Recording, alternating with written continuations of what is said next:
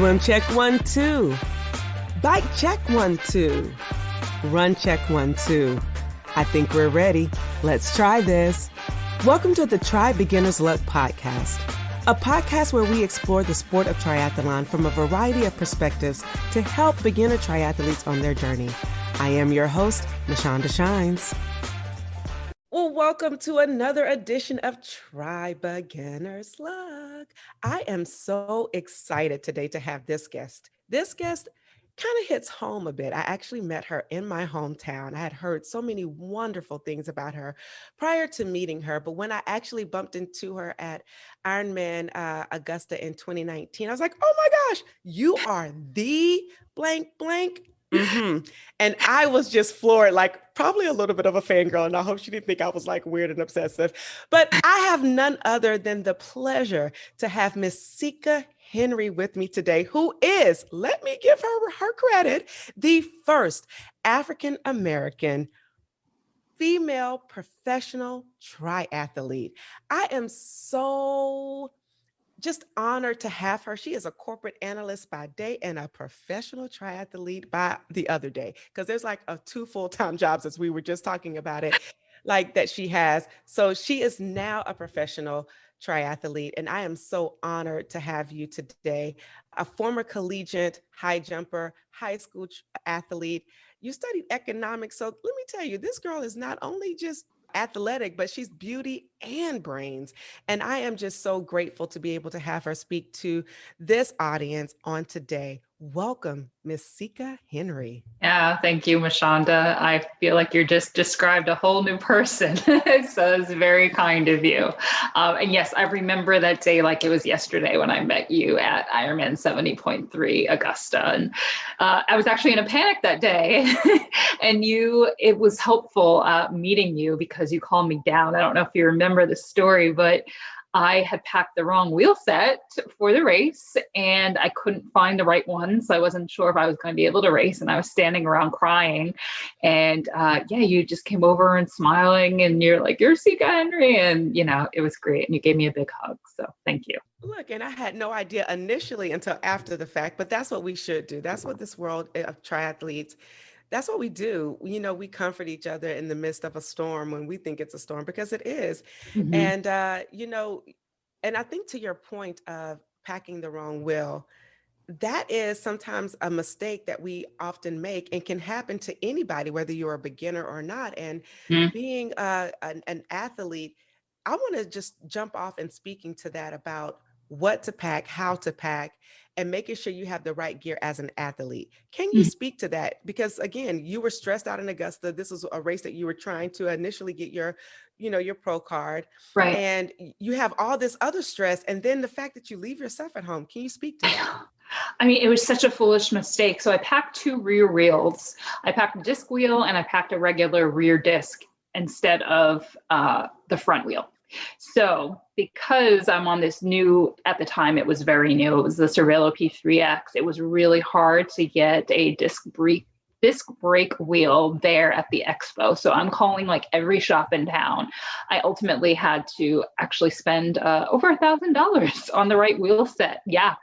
At the athlete check-in, and I ended up selling them later, so I got reimbursed for it. But it's really easy, I think, to make mistakes. That's why it's so important. If you're somebody like me, I get really nervous the week of a race, and I make a lot of stupid mistakes. So it's so good to like actually have a list, or write out everything you need for race day. Think about the day before.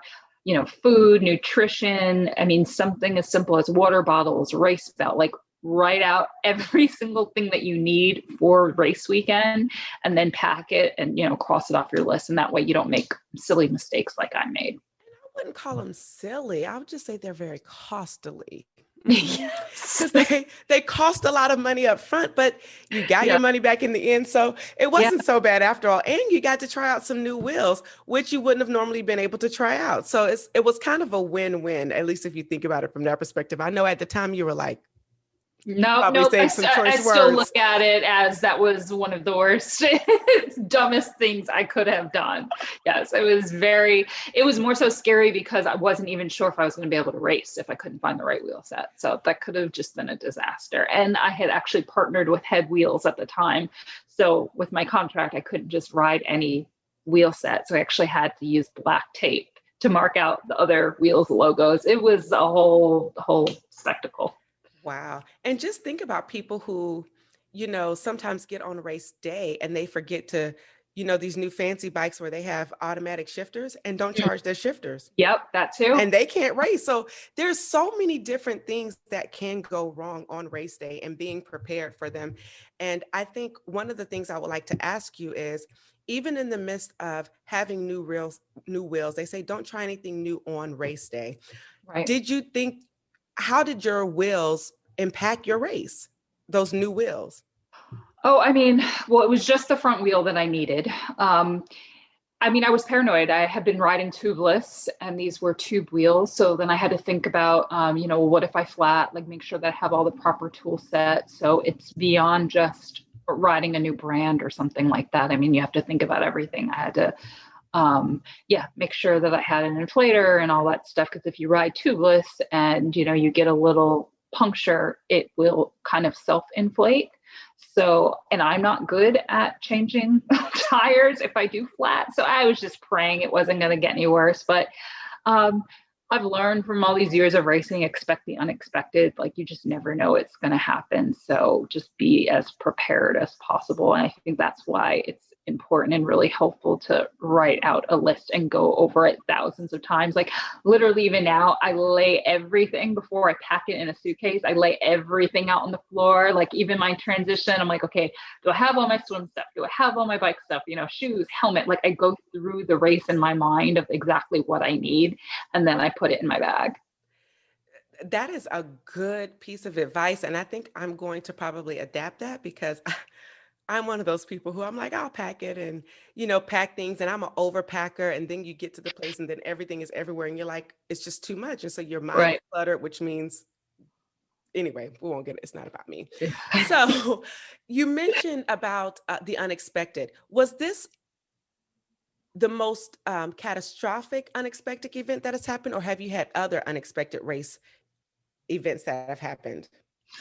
Well, I feel like every race, it brings its own surprises. Even the race recently, the half Ironman in Cancun, Mexico that I did, I had a mechanical issue on my bike. The roads weren't that great. It was in Mexico and I hit a pothole and I kind of flew up in the air, back down on my seat. And I guess the screw was kind of loose and my seat collapsed.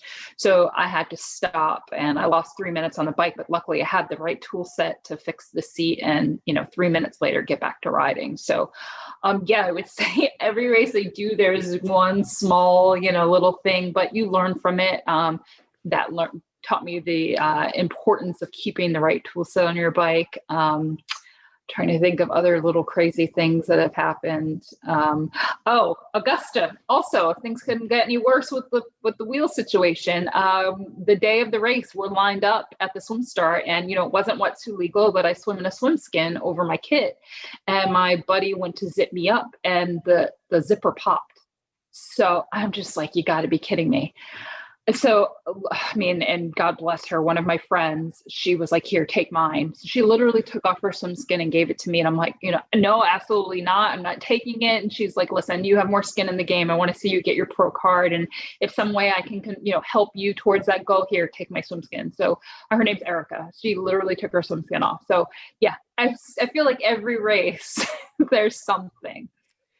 Shout out to Erica for being a trooper and a true embodiment of what this tri community is. Mm-hmm. And let me tell you, Augusta, I had a zipper pop too. So maybe that was the zipper thing. Cause you had your fastest swim in Augusta, right? Or was a very fast swim in Augusta? No, that wasn't my fastest, but, I did learn from that to bring 2 swim skins. Like I have an older version and a new model. So I always bring a backup now. I also always bring a backup set pair of goggles. Just in case, one snaps or something like that, you always have another extra pair in your bag. So that's another thing that I bring. So we can conclude to say, for those of you who are listening, if it's important to you and you know you need it for the race, be sure to have more than one of that item. If Mhm. 3 is your comfort level, is 2 of your is your comfort level, be sure to have extra of whatever it is that you know you can't do without for a race. I think that is safe to say. Right, totally agree. So you've been racing for quite a while. Can you tell us how long have you been racing? Well, with triathlon, I got into triathlon in 2013. I did my first sprint. But before that, I was really focused on, well, not even really focused. I was a casual runner, I'd say. But I do have a background. I did track and field in college, short sprints, high jump, and then I also swam all 4 years of high school. So, but with triathlon, I would say my journey began in 2013. 2013. And I'm going somewhere with this. In 2013, how old were you? I plead the fifth. Okay, pleading the fifth. Well, I was going somewhere to say that you didn't start doing triathlons right out of college, Oh, no, right? probably You not. started as an adult after you graduated from college and had Right, started your career. Is that correct? right. Yep, that's right. Correct. So, what we're saying, or what I'm trying to say to those of you who are listening, this is the first African American female pro who started her triathlon career in 2013. So there's no time like the present to start. You don't have to, be this person coming out of high school. You can start at any age and still go to the pros if that's your desire, or if you just want to just try because you want to try. I think it's important to recognize here that you don't have to be a particular age in order to fulfill your dreams or to try. And I think that's really good to put in fact. So Yeah. 2013 you have a full-time job. Tell us about, how was it getting into the field, and when was it that you said, hey, I think I want to go pro? Yeah. Well, backing up to what you said, I think that's the beauty in endurance sports. It takes a lot of consistency and it takes months, years to get really good at it. Had I tried to do a half Ironman in my early 20s out of college, yeah, that would not have happened. I don't think I had the mental strength to push through a long, grueling event like that. I think it takes a lot of life lessons and experiences and stuff like that. Like you go through some really hard stuff. So then when you get in something like a full Ironman, you're like, okay, I've been through worse at this point. So it's almost like it's better as an adult, I would say. But for me, I did a marathon right out of college. It was a miserable experience. I did somehow break 4 hours, but it involved a lot of puking and walking on the course and everything. And I'm like, okay, endurance sports are just not for me. But when I decided as a bucket list item to do a triathlon, I think all of the swimming and the biking, the cross training helped a ton. And I saw my times go down a lot with running. I stopped getting injured. So I went from not being able to break like 20 minutes in a 5K to all of a sudden doing triathlons and, running in the 18s in a 5K. I also totally unexpectedly did a marathon in 2015, local race here, Newport News One City Marathon, and I won it. So I think just like these little wins that I had built up a lot of confidence, and I wanted to see how much better I could get.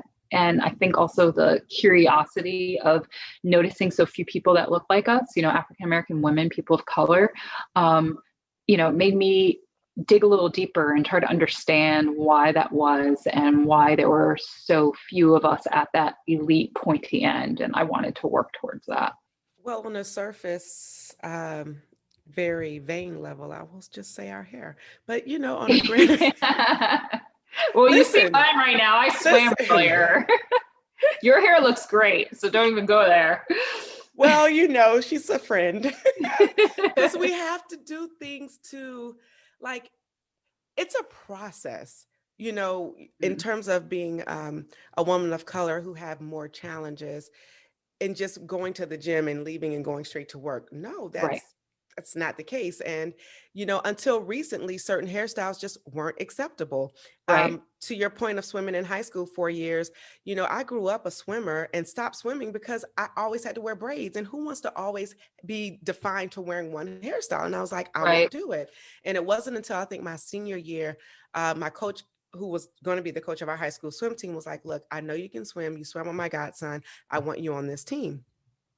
I wasn't interested, but he Right. made a compelling offer, and I said, fine, it's okay to be the first. So it was me and this other young guy, and we were our whole high school swim team, but no one else wanted to participate because Hmm. you're at that age where you want to look good, or at least look good all the time. And I think, Right. even to the point of training now and in the industry of going to work every day, or for me working on air, you can't just show up. You Right. have to, it's a process of making sure you, if you can, blow out your own hair if your hair is natural, or slicking it back, or having the right products and the tools, and Right. just being an inconvenience. And then to that point of not seeing a lot of people of color, is swimming is one of those areas where we don't grow up automatically knowing how to swim. So it's extra steps to grow up to learn how to swim if you Mhm. had access to swimming pools when you were younger, and then being able to want to take it on to do the biking and the running aspect of it. But we are seeing more people get into it, and I am Yeah. just so grateful that you get to lead the pack of making it, you know, achievable. Like, Mhm. hey, she did this. And yet now we get to stand on your shoulders of being able to even just see somebody who looks, that will identify with people of color, minority women, and alike. So thank you so much for Yeah. that. Oh, of course. And I just want to add, I'm definitely not the only one. There's people right now that, even I look up to. I know you're going to have Yvonne Spencer on your show, and Yes. it's so awesome that she created Fast Chicks. I mean, I find myself lurking in the Facebook group all the time, giggling and stuff, and it keeps the sport Yes. fun, and it brings more of us in there, and we're not afraid to, ask questions and, give advice and all that stuff. So, yeah, I mean, while it is me that did get a pro card, there are definitely other, women and men in the sport Absolutely. doing some really great things. Absolutely. And to your point, I guess what I'm saying is that now, not to say that you are the face, but those people you were able to talk to, and they mentored you, and now they passed the baton to you. So Right. we just want to have credence to them, because of them you can, right? Yes. Yep. Because of Exactly. them you can. So Yeah. I didn't mean to throw a little shade. There wasn't any shade No, no, intended, no, it wasn't at all. but I just want you to make know, sure that I don't think I'm on some pedestal over anybody else. I just want to put that out there. So, no, I get it. And I've met you, so I know that's your heart. Your heart is to, serve, and your humility, I think, is what's so admirable, because you are pleasant. And when people come up to you, you do talk to them. At least that was my experience. And I was like, mhm. oh my God, she actually wanted to talk to me. And then it was like we had this little pack. I won't say the whole pack, because I'm still working on a part of that. But the Mhm. fact that you have gotten to this, it just pushes me. And to be honest, because we made that pack, it pushed me to continue to do this podcast, because I Oh, said there's something greater to it. yeah. And I remember what we said, and I'm still working on mine, and I'll be able to share that. Maybe when we have you on season 2, I will have, Okay. made that mark that we talked Yep. about.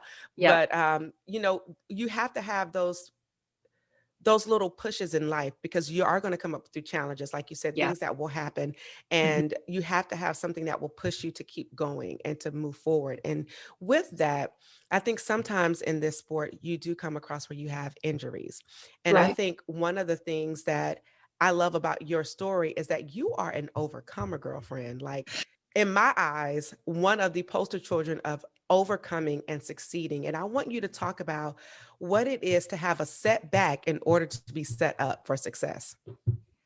Yeah, I mean, life isn't just, up and positive and wonderful and, no setbacks or anything like that, no matter how social media paints that picture. Sometimes we do get in the habit of just showing people the side that we want them to see. But I think I decided immediately after my accident that I was going to share my story. I was going to share the pictures and show what I've been through and the struggle.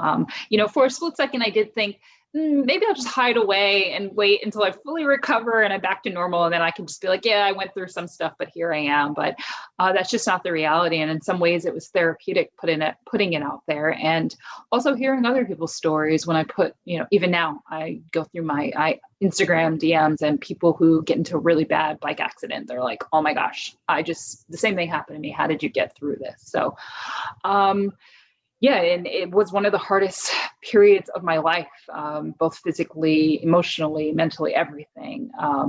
Just like the horrific nature of my injuries, especially to my face. You're a woman in your 30s and, you wake up hours later not understanding what happens, and you see that your nose is broken and you got to get your face stitched back together. You got to get fitted for a splint to keep your teeth in your mouth because they're loose. You can't eat solid food. I mean, I had to deal with road rash all over my body. So yes, the vanity side in me, it was very hard to take. And then also the athlete, the competitor in me, it was hard nursing my injuries through the summer and not being able to really do anything. Meanwhile, all my friends are competing and posting about their PRs. And and I did, even though I guess in some ways recovered pretty quickly to get back out there when I saw you 5 months later. But it involved a lot of crying, using my coach as a therapist. I was moody with my parents, and it took a lot of, I guess, mental strength to keep going. But I think once you figure out your why, why do I want to keep doing this? If you can hold on to that, once you've pinpointed that, and if you can just remember that every time you want to quit, this is why I'm doing it, that will help you keep going. Wow, I love that. I just want to say that again for those of you who might have missed it. Pinpoint your why. And that's if you are age group, if you're elite, if you're just the casual the casual amateur, you still have a why. Mm-hmm. Find it. If it's to have fun and drink beer afterwards, have fun and drink beer. If it's to podium. If it's to get to your pro card, get your pro card. And if it's just to have fun and be fit for life, do that. But know your why. I think that is so key and paramount, for beginners to know why they're getting in, because if you know your why, it makes the experience that much more engaging and fun. And it makes you want to stay in and to continue going on. You mentioned your having to wake up and not understand your nose being broken, having to have a splint to keep your teeth in. And I remember when we met in Augusta, that was one of your main concerns. And I was like, girl, you are beautiful. What you talking about? You are so stunning. You have been talking about your face. And I had, to my point of not knowing, I didn't know that you had a major accident because I wasn't one who was so ingrained in the triathlon community. I knew people, but I didn't know. If I was just seeing you at first sight, I wouldn't have known that. But because that was what you felt, you were like, oh no, this is real. This is who I am. And I was just like, no, girl, you are beautiful and you're about to do some amazing things. And I saw this picture of you on your website that was just so beautiful. And of course, I'm going somewhere with this. You were in the swimming pool, you were smiling, and you had mascara on to the guys. And I said, because I am that girl, and because for those of you guys who are listening, rolling your eyes in the back of your head, it's okay. I have to ask this question because I was like, I'm that girl who wears mascara. What brand of makeup did you use for that mascara to look good after you've come out of the water and out of your goggles? Oh my gosh. Yes, something waterproof, I want to say. Something expensive from Sephora or, one of those $30 bottle. It wasn't just Maybelline, let's put it that way. I'm not even sure, but yes, I do wear, I know I'm not dissing Maybelline or any of those products, but I do end up spending a fortune way too often at Ulta. Yes, I am one of those people that comes out with makeup on at a race. I don't care because I know they're going to be taking pictures, and in order to do well, you have to feel good about yourself in the skin that you're in. And for me, that is I race in earrings, I put my pearls on. So yeah, it's this whole process. I do my hair the day before, I blow dry it and straighten it, even though we're getting in the freaking water and it's going to get ruined. But it's just this whole confidence factor. So yeah. Listen, you don't have to sell me on it. I am here for it. If I could wear lipstick, that's why I love Vaughn, who, she's with lip gloss. For me, it's lipstick. I would always put on lipstick and people would laugh at me when I first started. They're like, are you seriously putting on lipstick before you cross the finish line? Heck yeah, I am. Yeah. And on those days when I don't, I look back at pictures and I'm like, oh my gosh. But you're right. You have, from a woman's perspective, I do believe if we don't feel good, we don't race well. Mm-hmm. And I think feeling good is a part of making sure we uplift with self-care. And when I saw that picture of you, I said, she better do it with that mascara on. I said, yes, it gave me all the life. And I was just like, that's how you should look. You coming Mhm. up, you're happy. It was like you were looking up at a time, like you was like, I did that. And it Yeah. was just so stunning. So tell us about your self-care routine, because I believe it's important for beginning triathletes and just in general to have a routine to be able to press pause from the training and take care of yourself. What do you do? Yeah, I mean, even now during the pandemic, I'm working from home and I still wake up, shower, and get do my hair and all that stuff as if I'm meeting somebody or I'm going into the office, just because it puts me in a better mood. Um, yeah, my skincare routine and everything changed a lot after my accident because, I had to see plastic surgeons, dermatologists, absolutely everybody. Um, I think I'm really lucky in that I was so healthy when my accident happened. So I recovered, I bounced back really fast. I also stayed at my parents' house outside of New York City for a while. So I was able to see some of the best doctors and, they put me on really good skincare regimens. I use, well, now for sunscreen, actually, I've been really hooked on Zelius. I think that's how you pronounce it. They make really good sunscreen. And then also, I'm trying to think of the other one. I use their, Abaji. I don't know if Mm, expensive. It's so I freaking expensive. have. Yes, but Abaji makes really great like face wipes, and I have very oily skin, and especially in the summer, being like humid and me coming in absolutely drenched. So, yeah, I make sure that I wash my face twice a day, and I use like the same product, same routine, and in terms of my hair, oh my gosh, I'm forever at the freaking beauty store trying new shampoos and conditioners and everything else. I won't even say I have a routine, but I'm natural and my hair is wet half the time. So it's usually slicked back in a ponytail. And yeah, but I can't say that I have just like one set routine that I do every day. Yeah. So let me ask you this, because I think that is great. What is it that you do for relaxation in self-care? Because that's also a part of it, like relaxing. Do you get massages? Do you go for facials? Like, what is some of the thing that you do? Or go into these like hyper chamber saunas and things of that nature to get restored? Like, what do you do? Right. Well, I do believe in the compression boots. I use, some people know Normatec, but I use Speedhound because Mm. they're affordable. So I use Speedhound's boots, and I try to do, like after a long session on Saturday or something like that, I'll sit in the boots for about 20 to 30 minutes. I'm religious about stretching. That's, especially the older I get, that keeps me injury free. I have to stretch every single day after I work out. I know. You just got to do it. I find that as soon as an injury starts popping up, I'm like, it's because I didn't freaking stretch. Like, I have to stretch. Other than that, I'm a huge vacation beach person. I'm lucky. I live near Hampton, Virginia, so near Buckrow Beach. And on the weekends, like after a long Saturday ride, I ride 80 miles or whatever with my group. Like, I will take myself, even if I'm alone, I will go to the beach and I'll relax the rest of the day there. So that and vacations. My family and I, we always plan a few vacations a year, usually somewhere fun, tropical, or something like that. But I treat myself to that. Yep. And at night, my guilty pleasure is wine. Well, let's have a party with some wine, with a beach atmosphere, and Yeah. I guess I'm gonna add stretching.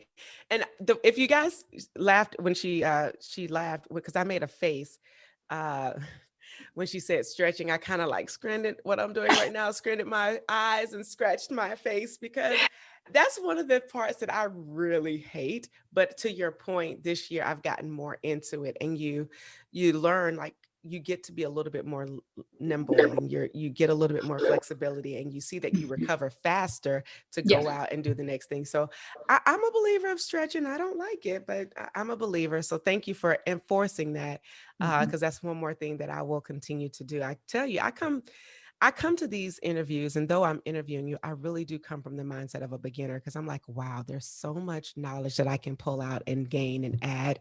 And I think even from the perspective of becoming pro, Sika, do you feel like you approach this sport every time you go out from the mindset of a beginner, like getting out there for the first time?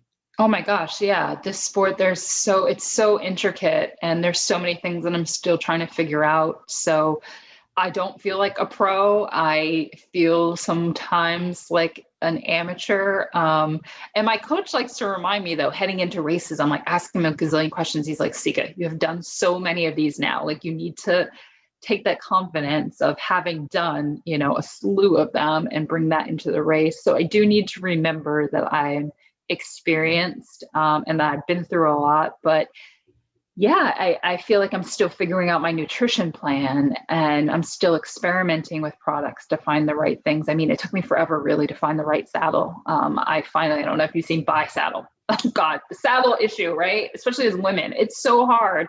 So I feel like I finally found the right saddle. Buy Saddle makes this great customizable saddle that, you can fit to your body. So I'm still just learning about, even going out for a run. I'm always in Hoka Pro, but I have to find the right shorts so that I don't chafe. And I'm still kind of experimenting with sneakers. Heading into my last race, I'm like, do I run in the Carbon X2 or the Rocket X? Like, which one's faster? And yeah, I'm still, even my friends and I will be texting each other like, well, what shoes are you going to wear? Or, which goggles did you have on? Did they fog up? What do you use to keep your goggles from fogging up? So yeah, there's a lot of pieces to the puzzle when it comes to triathlon. And I guess in some ways that's what makes it exciting and keeps you coming back for more because you haven't quite figured it out yet.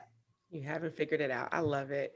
It's like a never endless cycle. And if you're into the tri sport, you really can go down a rabbit hole of all of those things you mentioned, from nutrition to shoes to saddles, which I'm having a challenge with myself right now, Mm-hmm. to, finding out which bike to ride, Right. because you don't automatically come out of the gate knowing which is the best bike for your body type. Like it's Right. such a science. Like there's certain bikes that's more aerodynamic for a particular body type. If you have a small torso or a big torso, there's Right. so many decisions to make in this industry. And I think that is just so wise, is that you just keep approaching it like you're a beginner. So hence that's a plug. Keep tuning into this podcast. How about that? Making my own little funny noises. You mentioned something. I do some pre-interview questions where I ask people just to kind of get an idea of who they are.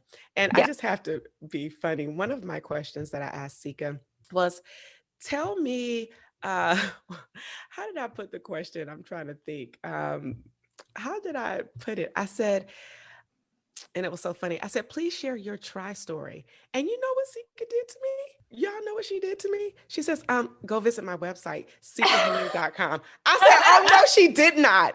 I'm asking. She gonna tell me to go to sikahenry.com. Well, we still found out. Anyway, I just thought that was so funny and cute. But she also said something that I thought was really key. And I think that it's so important for us to know is, one of the things that you wish you would have known about the sport of triathlon that you didn't know at the beginning. Do you remember your answer? How hard it was?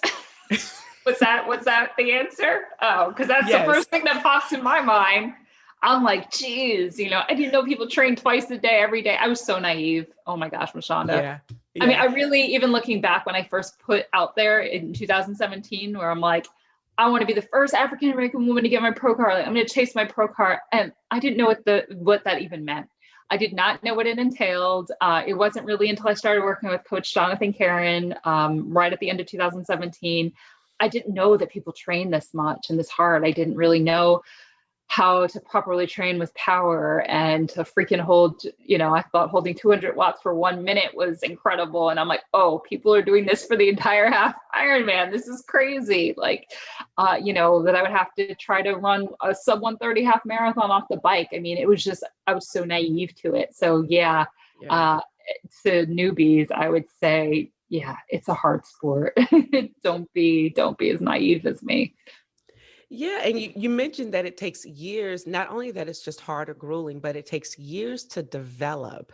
And I think sometimes people want to automatically come in like, hey, I'm elite. But it's just like anything. Since wine is your favorite thing, I'm going to use it as wine, just like a fine wine. It takes years for that wine to just be good and to be perfect. And Mm-hmm. if the wine is a little bit less mature, it's not as good. Not that it's bad wine, but it's just not as good.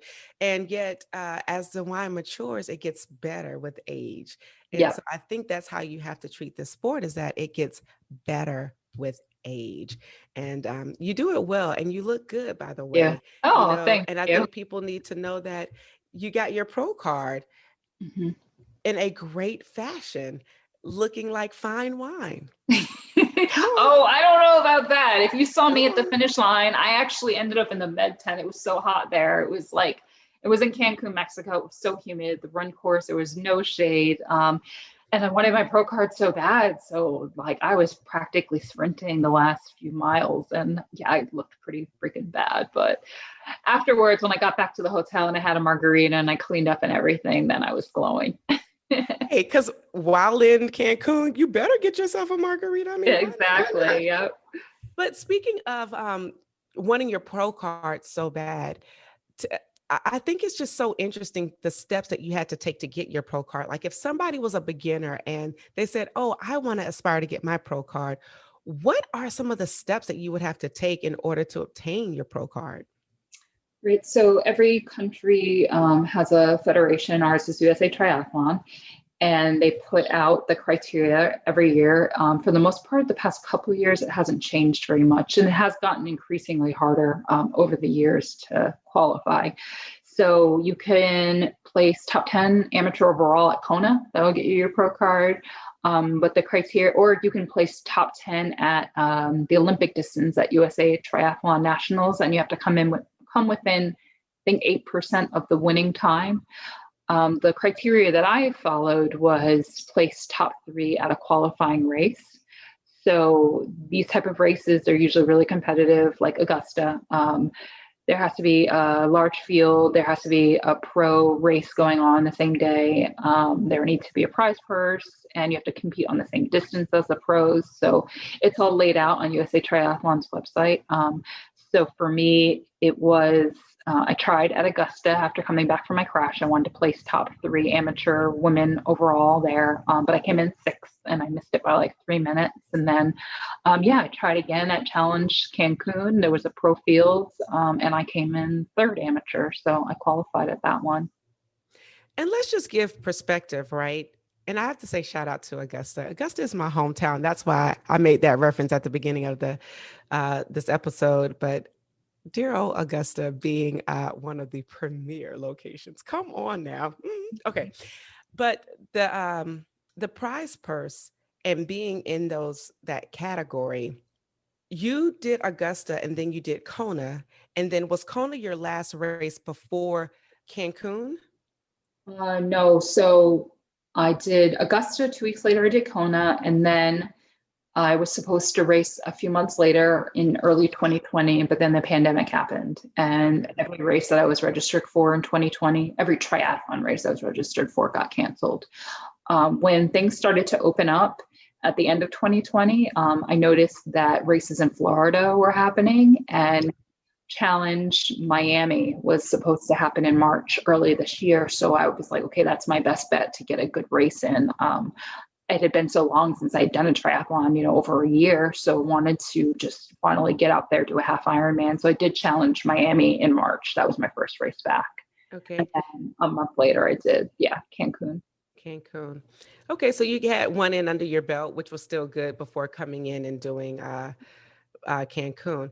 Now, 70.3 is your sweet spot. Mm-hmm. And being a high school and a collegiate sprinter, Mm-hmm. like how did you come to the point? Because remember in your 20s, you said that endurance was like, no, I'm not doing it. How did you come to the point where you knew that 70.3 was where you wanted to focus your attention? God, I still don't know. I wish I could just go back to high jump sometimes. I mean, this stuff is so hard. It's so long. I noticed that I was more competitive over the longer distances. When I first got introduced to the sport, I was doing sprints and Olympics. But I did find that the longer it went, the run is my strength. It's at the end of the race. And the longer the run, the more time I had to catch up to people. So I think the half Ironman is more manageable than a full Ironman. you practically, as you know, have to like devote your existence to training for a full Ironman.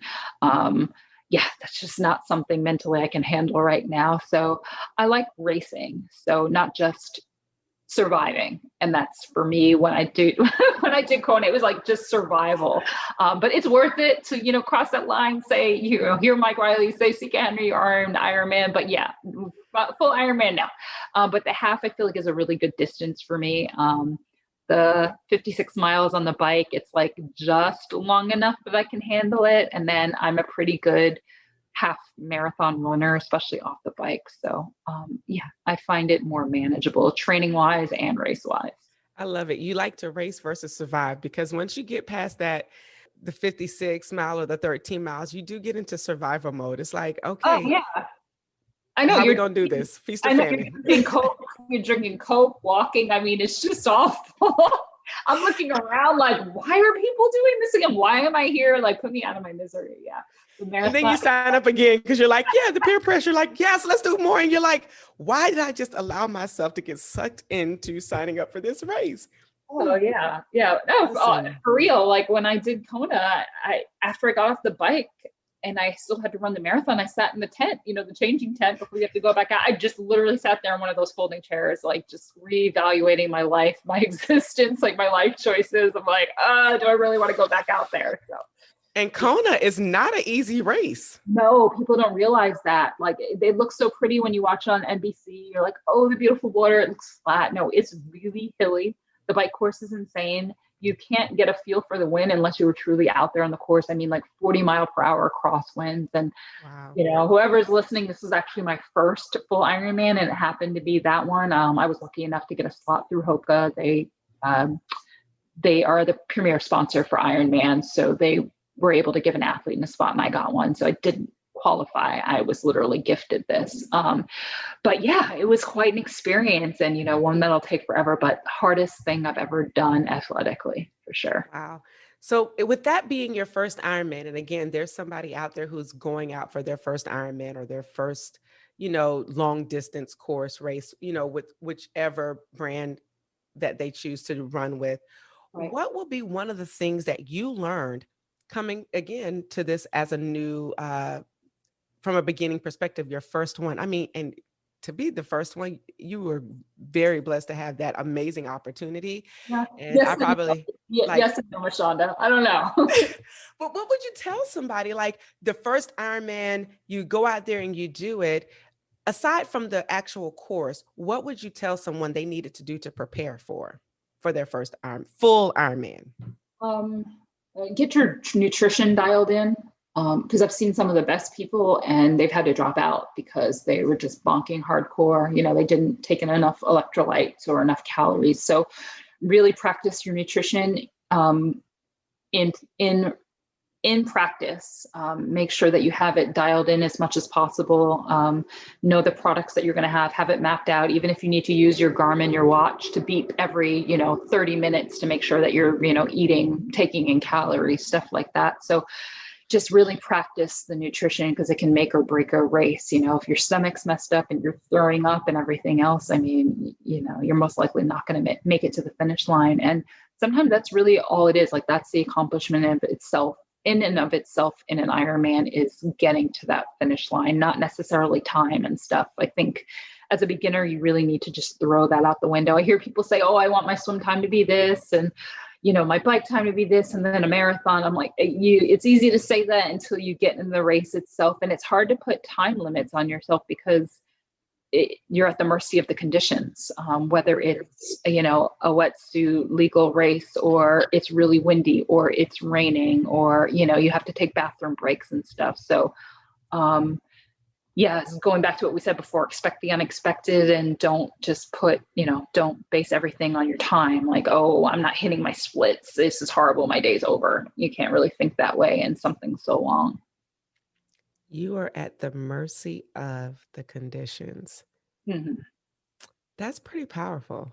Mm-hmm. And it's interesting because if you're on the East Coast coming to the West Coast, dry heat is a factor. Or if you're in the North going south to Georgia in the middle of September, Heat is Humidity. hot. It is hot. And I saw so many people in that medical tent myself. Or, if you're going from the south to the north and it's winter or, cooler, you have to train for those conditions. And I would just suggest, looking at training camps to see if there's training camps in those areas to perhaps go take a visit, see what the area is like, and just train as much as possible. Or um, pick the time of day you train. If you know your run is going to be in the heat, then pick the heat, the hottest times of the day to run so that you're getting your body adapted to that temperature. Or if it's going to be cold, maybe doing your swims, outdoors, open water, or doing whatever it is in the morning, whereas when it's cooler, to just kind of get your body adjusted to the body temperature. What would you say was the most gratifying beyond the finish and beyond being in Hawaii of doing your first full Ironman or long distance course in what was your most gratifying experience of doing your first full Iron distance? Um, I mean, gosh, it is crossing the finish line. But for me, because of everything that I had been through that year, and it was only, 5.5, 6 months after my accident, and spending months not knowing whether I was ever going to be the same again, if I was going to be able to race again. The fact that I not only came back, but I put my body, through something that grueling on one of the hardest courses in the world. And just having my dad up in the stands, I crossed the finish line, I looked up at him, and we just had that moment like, oh my God, I can't believe we did it. Because we just didn't know. Even the whole day, he's tracking me, my mom's tracking me from home. And, we didn't know what was going to happen pretty much. My mom, she's crazy. So she's like, if it gets hard, I just want you to drop out. I'm like, Mom, it's a full Ironman. It's going to get hard. And my dad, he's just like, he was totally aware. He's like, this is going to be really hard, but you're strong and I'll see you at the finish line pretty much. So that moment when I crossed and I saw him, it's just like, oh, wow. Like we've been through so much this year and I did it. I'm like, we did it. Yeah. You have a strong base. Like I've seen your parents, met your parents and your brother, in Augusta. And, support is important. If you don't have a strong support system, it can affect how your races go. And you have a very strong support system. Let's talk about that for a second. Where would you be without your support system? Oh, I mean, nowhere, definitely not doing this. I think even if after my accident, if my parents were like, I don't want you to do this anymore, I want you to quit or something, I probably would have. I wouldn't want to put them through this, but they're very selfless when it comes to me. They've always encouraged me to chase whatever crazy dreams that I have. They always give 100% of their support behind me. My brother as well. Call my brother up all the time the week before the race. Like, I don't know why I'm doing this. I'm so blah, blah, blah. And he's just like, Sika, you got this. Like, you're always fine. So it's really their confidence and encouragement. And even everything that I went through after the crash, them being there, letting me stay at the house, like shuttling me to all my doctor's appointments, answering the phone when I got back home, like crying to them. So and just having them at the race, there's something comforting about knowing that they're there, even though I'm like an old ass woman now. It's like I'm a grown adult. I still feel like a kid. Like I want my mom there, I want her to tell me it's going to be okay. I love hearing them cheer for me through transitions and stuff. So yeah, they're everything. My family is everything to me. I love it. So when your family's not there cheering you on and you're out there working out, what do you choose to listen to keep you comfort and to be your support? Are you an audiobook person, podcast, music, or silence? A mix of music and silence. It depends on how hard I need to focus on the training, like the splits and stuff like that. And if I'm training somewhere I'm not as familiar with, I won't listen to music. Obviously, if I'm riding outdoors, I really like riding with a group and having conversations and stuff. But yeah, I'm definitely a music person. I listened to like all the 90s, like Bad Boy, Puffy, or that was more 2000. 112, Total, SWV, like all that stuff. Yeah. I mean, they're kind of 90s. They're Yeah, kind of 90s. They're like late 90s, but they're 90s. They're 90s. I'm here for that. I was just listening to a 90s playlist the other day. I can't really disclose what kind of playlist it was, but just know it Oh, was it's like exciting.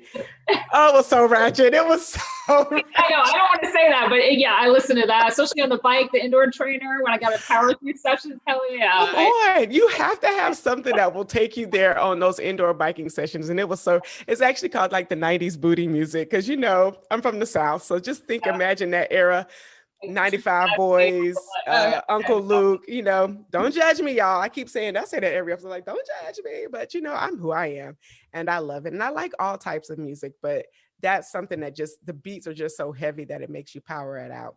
Wow. I don't know where to go next because I know our time is coming to an end, and I have just enjoyed talking to you. And I have so many more questions that I could truly ask you, but I'll just uh, get you to end with this before we go to our fun rapid fire questions. Do you have a fun triathlon story that you would like to share with the people? Because, we talk about how grueling it is. We talk about how hard it is, but you wouldn't do this if it wasn't fun. So tell us a fun story. I don't know. I wish I had some. God, I can't pretend. This is hard. It is really, really hard. A fun story. Gosh, I'm so intense and serious when it comes to these races and training and everything. The fun stuff happens after. My mom and I, our tradition is she brings a really expensive bottle of wine. And after I get through the race, we split that and we end up talking half the night. So that's the fun part. But yeah, I can't say I have a really great story or anything like that. It's been kind of traumatic for me. Yeah. I mean, something that I always, it's just so annoying. I always fall when I'm running, like, especially on the trail or something. So my knees are just totally like, if you see my knees, they're just destroyed. Like I fall every long run on a trail. So just like silly, I'm very clumsy. So just stuff like that. Now when I tell, I'm like, oh, mom, I fell. And she's like, again. Hey, that's your staple. You just fall. You get Yeah. down, you fall, you get back up again. Okay, so I thought that was my last question, but it's not. So tell me, now that you are the first African American female professional triathlete, what does that look like moving forward? I know people are tugging at you left and right to talk to you. Like, how has that changed since prior? Because you definitely had a very high profile going into getting your pro card, but now that you have your pro card, what has changed and what do you look to do now that you have your pro card? Like, how do you want to help change the sport? Yeah. It was insane the day after the race that I woke up. I looked at my Instagram and I had like 2,000 new followers and, stuff like that. And I feel like I'm on a circuit of like interviews and stuff, but it's been really cool to chat with people like Mike Riley. I did a podcast with Lindsay Hind and, now I'm on your new one. And those type of things are really fun. So that my life has changed somewhat in that I feel like I'm actually a little bit in demand. But yeah, it's weird. This is the first time in a really long time that I don't have a goal set. Like I was chasing this goal for so many years. And now that it's finally happened, I feel a little directionless. I feel somewhat, not in a bad way, but I do feel a little lost trying to figure out what's next.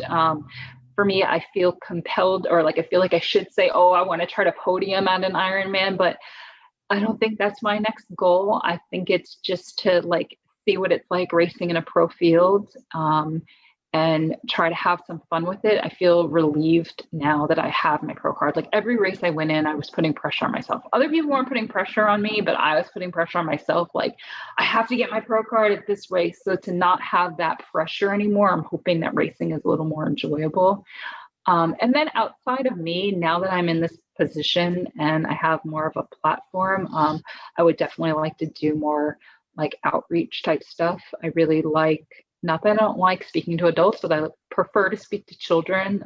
They just seem so like open-minded and curious, and I really find some joy in that. So especially like in the inner cities and, kids that have been through so much worse than me and my stupid crash. So hopefully do things like that, more like volunteer type stuff. I feel more fulfilled doing that than just the singular focus of me performing at a race. So I hope that's in my future.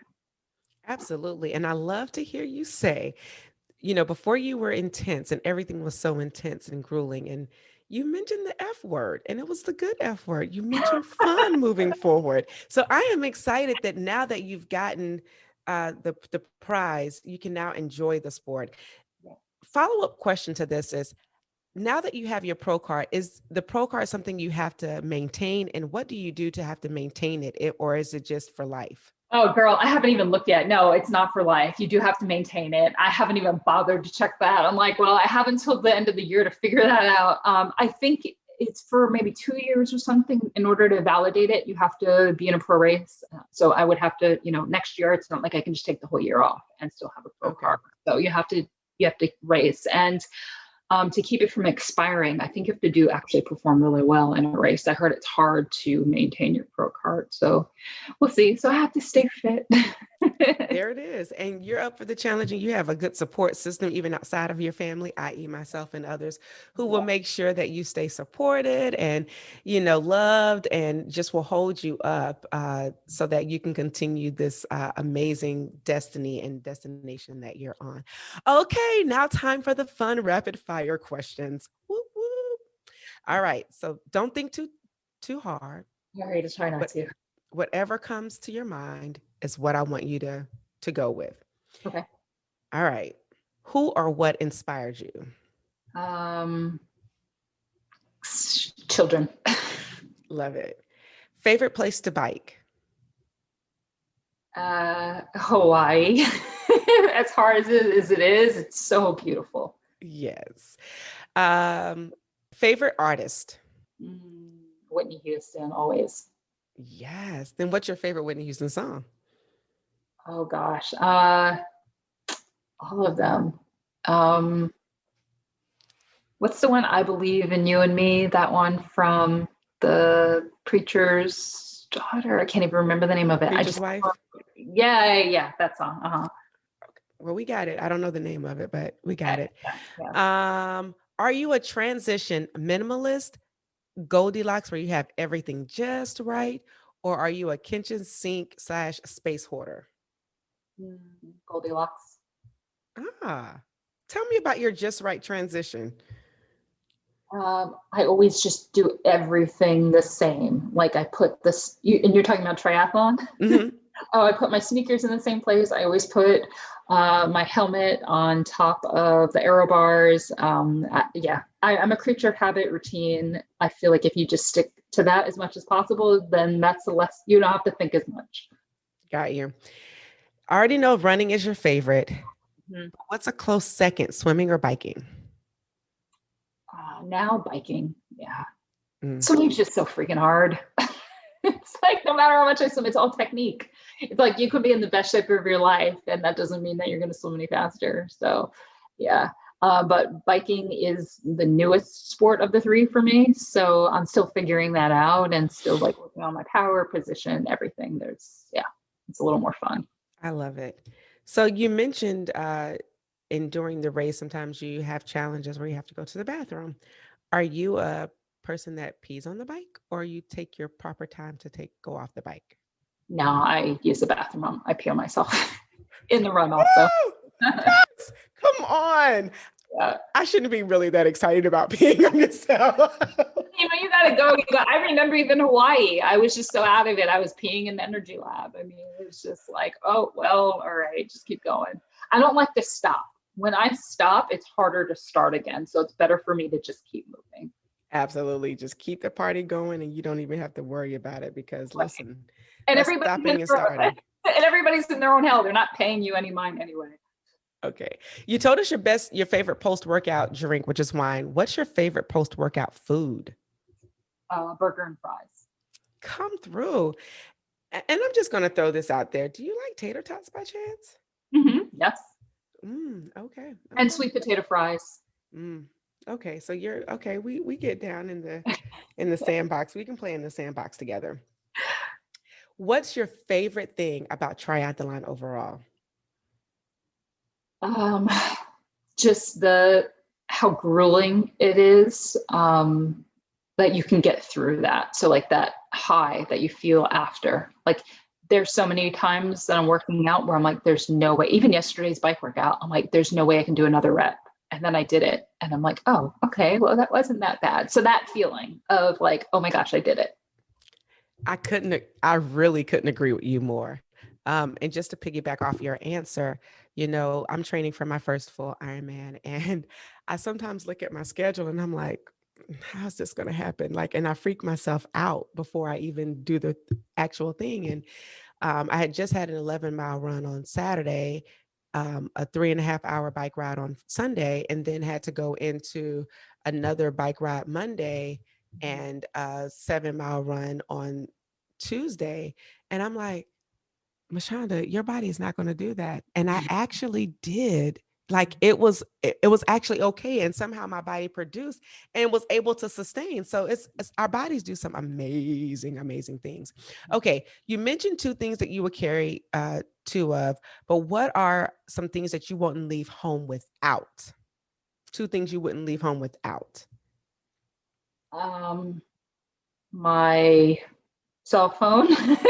Is that what you mean? Like, well, actually, that's not true. When I go out training, I don't bring my cell phone. I don't like to have anybody have access to me. So 2 things that I don't go without are, I have this like little iPod that I, just in case, like even over workout, if I'm like, I don't want to listen to music, but I bring it just in case I can't make it through and I need that extra oomph.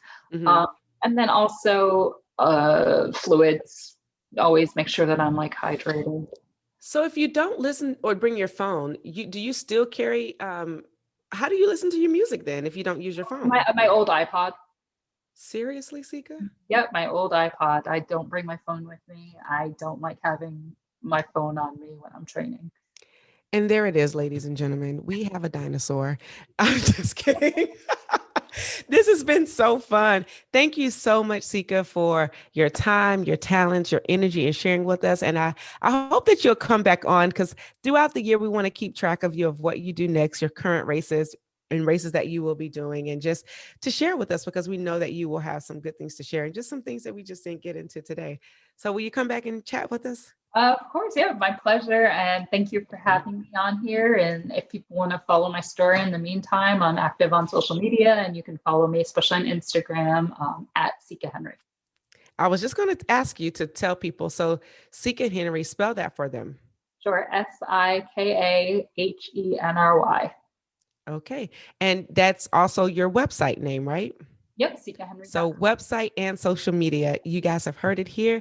Go follow Sika Henry, follow her story. She has amazing posts, and she's real and she's raw. So if you're looking for somebody who's buttoned up and not going to be truthful, that ain't Sika. Sika's going to give it to you real. She's going to give it to you raw. She's going to do it with grace, and definitely do it with style, because she is absolutely beautiful. And we just thank you for having and coming on with us today. All right, that's it for us today. Mashonda's out. Peace. Thank you for tuning in and listening to this episode. We need your help so we can continue to try at TBL. So for more information on where you can find and subscribe to this podcast, visit www.trybeginnersluck.com. And don't forget, whenever you try beginner's luck, you always win.